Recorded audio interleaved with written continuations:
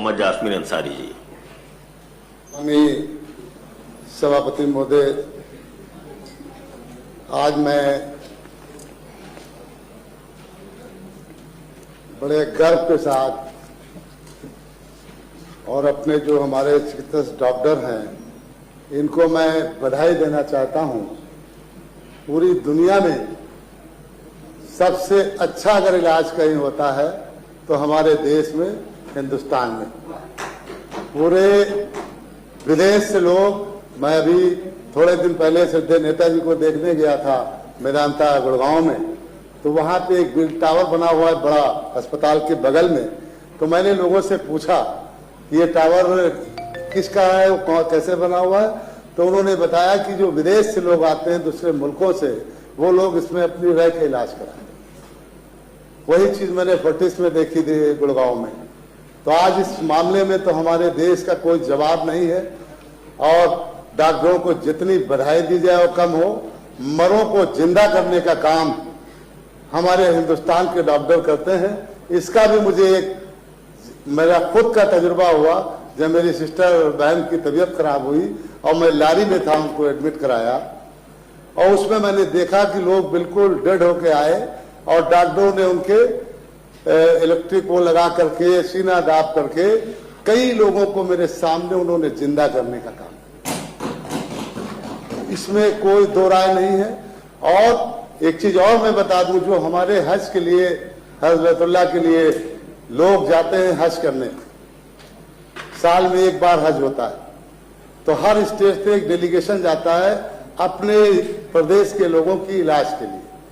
तो वहां के जो बहुत बड़े पैसे वाले लोग हैं सऊदी के, वो लोग इस दिन का इंतजार करते हैं कि साल भर के बाद जब भारत से लोग आएंगे डॉक्टर, उनसे हम अपना इलाज कराएं। ये भी मैंने देखा क्योंकि मैं हज करने गया हूं। तो आज ये चीज तो है, लेकिन ये सेवाएं और सुविधाएं मैंने जो बताया उन लोगों के लिए जिनके पास धन है, पैसा है। लेकिन जो हमारे झुग्गी झोपड़ियों में लोग रह रहे हैं, 81 करोड़ पूरे भारत में और 15 करोड़ हमारे प्रदेश में, उन लोगों को ये ट्रीटमेंट मुहैया नहीं हो पा रहा है। इसलिए नहीं हो पा रहा है कि झोपड़ी झोपड़ी में रहने वाला आदमी मेदांता में इलाज तो नहीं करा सकता। आज 35 जो सरकार संचालन कर रही है, वो 35 मेडिकल कॉलेज बने हुए हैं सभापति महोदय, और हमारे पास 75 जिले हैं हमारे प्रदेश में। तो मैं ये चाहूंगा सरकार से, आपके माध्यम से सभापति महोदय, कि हर जिले में जो 500 का जो बने हुए और हैं, लखनऊ को छोड़ के, लखनऊ तो 5-6 हजार बेड का है, बाकी 500 बेड के ही सब जगह मेडिकल कॉलेज बने हैं 35 जिलों में, जिसको गवर्नमेंट संचालित करती है।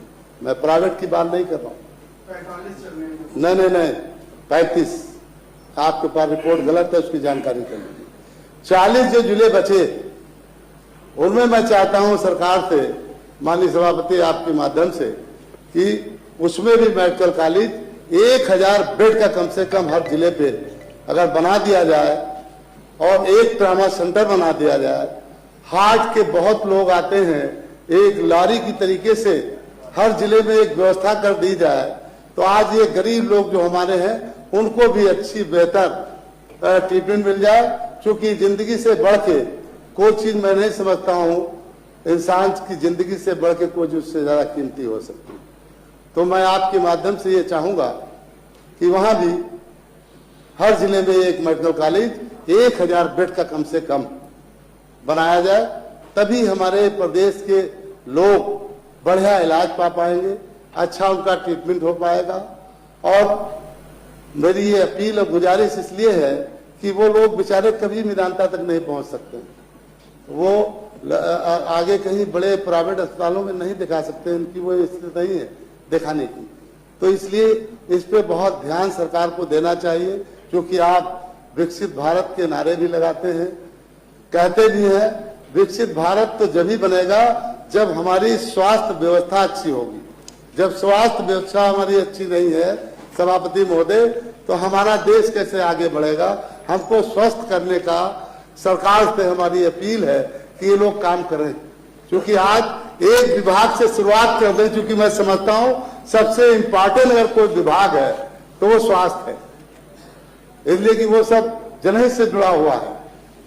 तो मैं ये आपसे अपील करना चाहूंगा आपके माध्यम से कि आप सरकार से कह के 40 जितने जिले बचे हैं हमारे, उन जिलों में कम से कम 1,000 बेड का वहां पे मेडिकल कॉलेज बना दें। चूंकि होता क्या है, 10 जिलों का लोड आपके मेडिकल कॉलेज लखनऊ पे है और वहां पे इतनी भीड़ और रस रहती है, चूंकि वो दूर से एक्सीडेंट हुआ शाहजहानपुर, वो लेके जब तक आता है तो आधे लोग तो वहीं खत्म हो जाते हैं रास्ते में। अगर उनको जिले में ये फैसिलिटीज मिल जाए तो शायद वो बच जाए। यहाँ भी आने के बाद ये स्थिति होती है कि वहां पे पेशेंट सीरियस है, खून से लथपथ है और बोल नहीं पा रहा है और ये बिल्कुल लग रहा है कि बस खत्म होने वाला है, लेकिन डॉक्टर लोगों की मजबूरी है, वहां भी बेड कम पड़ जाते हैं, डॉक्टर्स कम पड़ जाते हैं।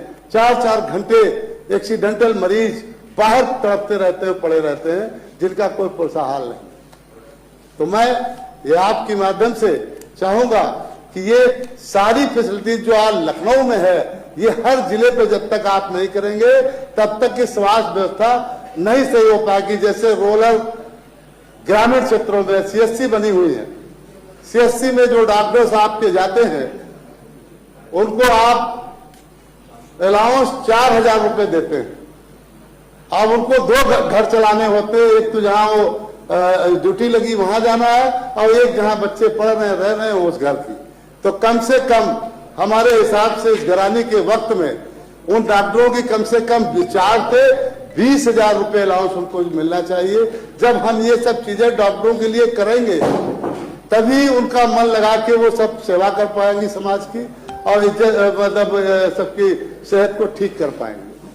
तो ये मेरी आपसे अपील है, गुजारिश है। और मैं समझता हूं जो चीज मैं कह रहा हूं, ये चीज अगर सरकार बना दे जिले लेवल पे तो शायद CHC में लोगों को भेजने की जरूरत नहीं पड़ेगी। जिले के लोग तो जिले तक के पहुंच ही जाएंगे और उनको वहां अच्छा इलाज मिल जाए। ये मेरी आपके माध्यम से अपील है। और मैं ये देख रहा हूं कि जो एम्बुलेंस 108 समाजवादी सरकार में चली थी वही आज चल रही, उससे बढ़ के अभी स्वास्थ्य के लिए तो कोई काम मेरे नजर आया नहीं। वही जो माननीय राष्ट्रीय अध्यक्ष जी हमारे अखिलेश यादव जी ने चलाया वही मुझे दिख रही है, बाकी तो कोई मतलब दिख नहीं रहे। उसमें भी गाड़ियां पुरानी हो गई हैं, उनका भी संचालन बहुत अच्छी तरीके से नहीं हो पा रहा। तो मेरी आपसे यही गुजारिश और अपील है आपके माध्यम से कि सरकार अगर ये विकसित भारत का सपना देख रही है तो ये इसको भी सही करने की व्यवस्था पे स्वास्थ्य को लाने की काम करे, तभी कुछ ऐसा लगेगा कि हाँ विकसित भारत बनने जा रहा है।